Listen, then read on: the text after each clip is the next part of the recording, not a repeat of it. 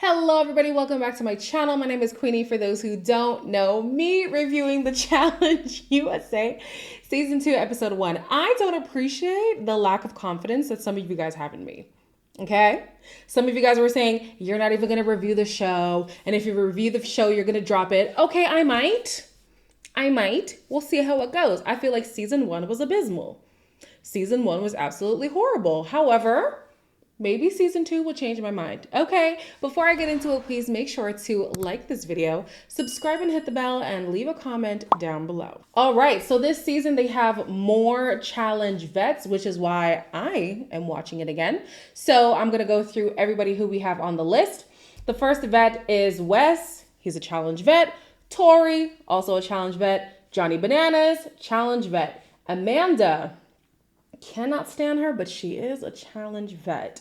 Corey, challenge vet, and Jonna, who honestly, Jonna's rebrand has been great because prior to her being brought back, I think 2 or 3 years ago, her game was not great. She went off, became a mom, and I don't know if the mother strength just reignited.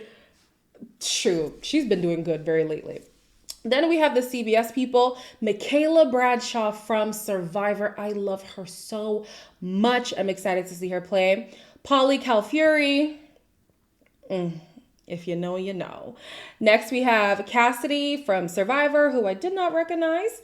Lewis from Amazing Race, don't know him. Tyler from Big Brother, indifferent. Michelle from Survivor, and she's also a part of the challenge world too now. People are not trusting her. She seems like a snaky player. I think the only person who has truly trusted Michelle has been Jay, but Jay's not playing this season. Then we have Dusty from Amazing Race, Chanel from Survivor, Amira, Alyssa, Josh, who are all from Big Brother, and I can't stand any of them. Tiffany, who's from Big Brother, and I absolutely love her. Sebastian, who is from Survivor. Faisal, I'm so used to calling him Fessy. Faisal from Big Brother. Oh, he did Ninja Warrior? Okay. He's also done the challenge as well, so he's a vet, but, you know, they're doing it as CBS person. Alyssa, can't stand her, from Big Brother. Monty, can't stand him, from Big Brother. Chris Underwood from Survivor, and Desi from Survivor. She also was in the first season of the Challenge USA. Now, for her to get to the end, and if given the right partner, she absolutely, if not have won, she could have made it far. But because Enzo couldn't take the heat of the final, she lost out. That's part of the reason why I had to stop watching it, but it's okay.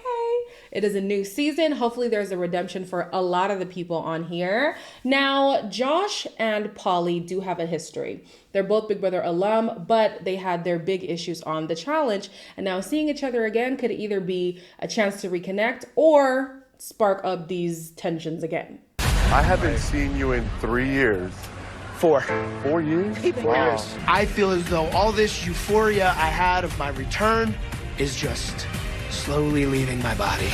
No, I think the rest is history. I think we have enough blow-ups to last a lifetime of highlight reels. I wouldn't even mind if these two started to fight today. Because one thing about these two that I have in common with them, I don't like either of them. So if they were to start a fight and they were to both get kicked off the show, that's all right with me. So the teams are decided by a schoolyard pick. TJ puts names in this hopper. The hopper is going to be the thing of the season. I think last season it was the randomizer thing, the random wall. I don't remember. No, was that? Yeah, that was Challenge USA. So this season, the names go in the hopper. He picks out 3 names to be the team captains. And the team captains are Josh, Cassidy, and Desi. So on Josh's team, he picked Jonna, Pauly, Michelle, Dusty, Janelle, Bananas, and Tiffany. Cassidy picked Corey, Tori, Fessy, Alyssa, Sebastian, Alyssa, and Chris. Desi picked Wes, Michaela, Monty, Amira, Tyler, Amanda, and Lewis. In the daily challenge, it is called Storm the Castle. The teams have to carry statues of the vets up to a castle, and on the way, they'll be solving puzzles. The first team to get to the top of the castle with both statues wins the challenge. So out the gate, the green team is doing pretty well. They're in level playing field with the other teams. All the teams get to the first station around the same time. However, leaving the station, the green team starts to fall behind. We have assigned people to carry the statues like Monty, who is extremely strong. And then we have me and Amanda looking out for signs so that we can go ahead and solve the puzzles once we get to the station. I'm feeling distraught. We are losing our lead right now. I don't know if it was just me, but I was looking at Amira like, is Amira even trying? Amira said that her goal was to look at the symbols along the road so that she can solve the puzzle. Also, Amanda was in charge of doing that as well, but at least Amanda was holding on to the statue. So just remember who was in charge of looking at the symbols. Eventually, the green team did catch up. However, now it's the red and blue team who are like fighting each other on the road. And so the green team sped right past them. At the second station, they were unable to solve the puzzle. What do we do if they're in our way? We want to go! Move out of the way! Hold that stop! Let's go, Sebastian! Slow. There we go! The red team's wagon honestly almost killed Johnny Bananas, and we whip by them, and we get our lead back. Amanda doesn't know what symbol she saw. Was that the first round or the second? I see like a flash of blue and a flash of red. We're literally self-destructing. Red and blue are gone. And we're just guessing at this point. So the green team made it to the second puzzle first, but now it's up to Amanda to say which symbols did they see or did they not see, and she fumbled the bag. Now, how does this work?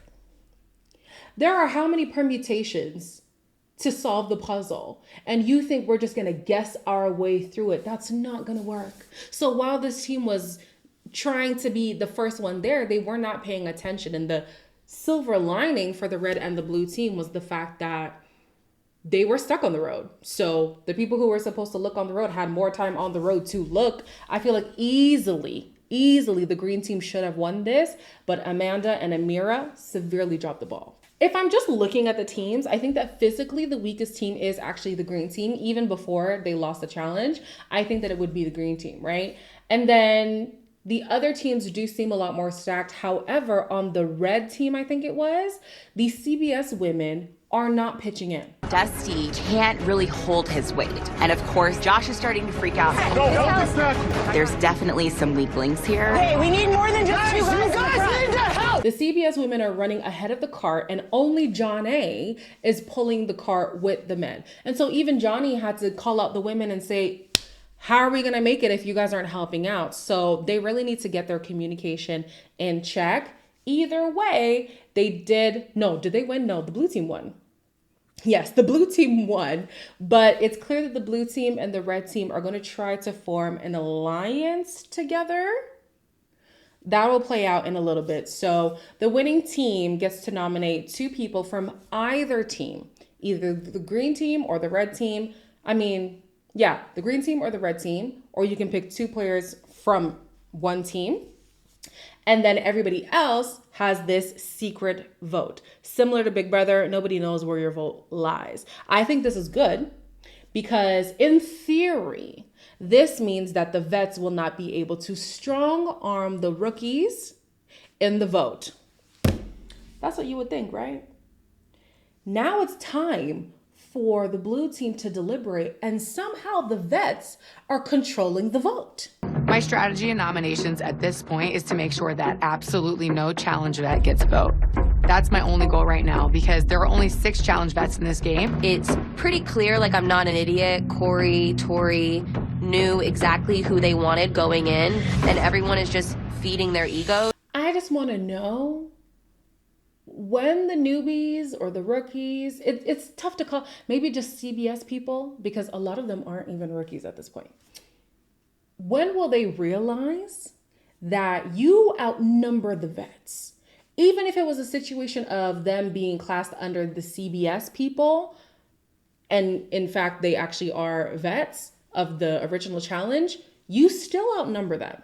So to allow these people to run the vote so early is setting yourself up for failure. Cannibalizing yourselves does you no service, literally none. And so I'm looking at this vote like, what the hell? And then you have Wes who's like, oh, these people are dumb. And even Amira, who's the one who was nominated alongside Lewis, is thinking to herself, now numerically, this does not make sense. We stand out like sore thumbs. You should be ganging up on us. We're the threats. You're supposed to come after us. I was, just outvoted. Are you kidding me, Alyssa? No.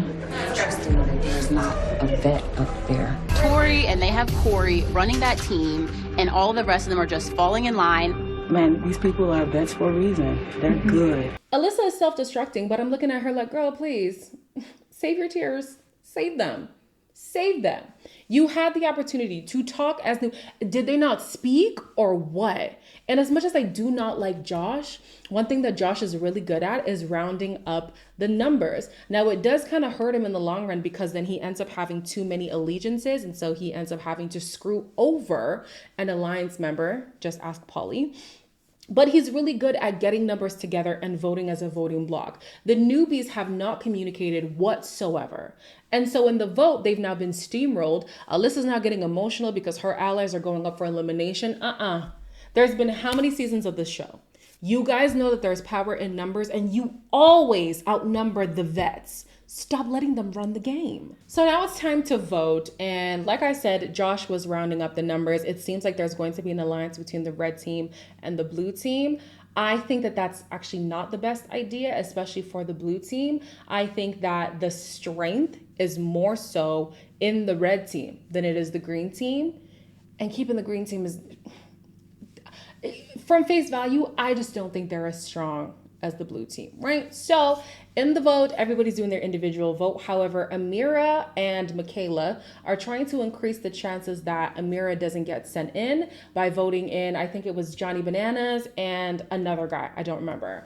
Then Janae hits us with a curveball and she votes for Michelle because prior to coming to the show, Wes told her she cannot trust Michelle. Now, I do think that is true. I do think that Michelle only has few loyalties, and whenever she tries to get in good with people, her game mentality wins over the loyalties actually in the game. So if she's seeing a way to win and you might be at the brunt end of that, she doesn't care. Then we fast forward to the elimination grounds where everybody thought the vote was going to be in secret. However, you will still get to know how many votes were casted for each person. There are 7 votes for green players and 9 votes for red players. The math isn't mathing. It should be 8 for green, 8 for red. Does this mean that somebody on red voted a red? Whether or not it was a good idea for the red team to vote for their own people is up in the air. Of course, Michelle has done the math and realizes that we're voting for each other at this point. I don't know if that's going to be the best thing because we don't know how long this team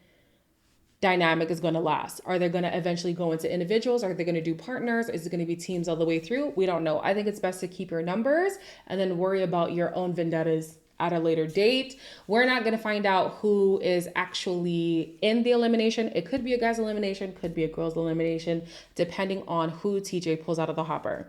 Another thing I'm not sure of is it the number of votes you got equates the number of balls go into the hopper? Because if so, then the rookies could really redeem themselves this season by just casting votes at any vet, any of them. Like, put 1 ball of each person. It will increase your likelihood, honestly. Will it though? Okay, well, now I'm not sure. You guys in the comments, let me know what strategy would be the best. If people cast as many individual votes out there, or if they pile onto one person as many votes as they can. Let me know in the comments down below. As always, like, comment, share, and subscribe. The next episode is coming out on Sunday, so I will see you then.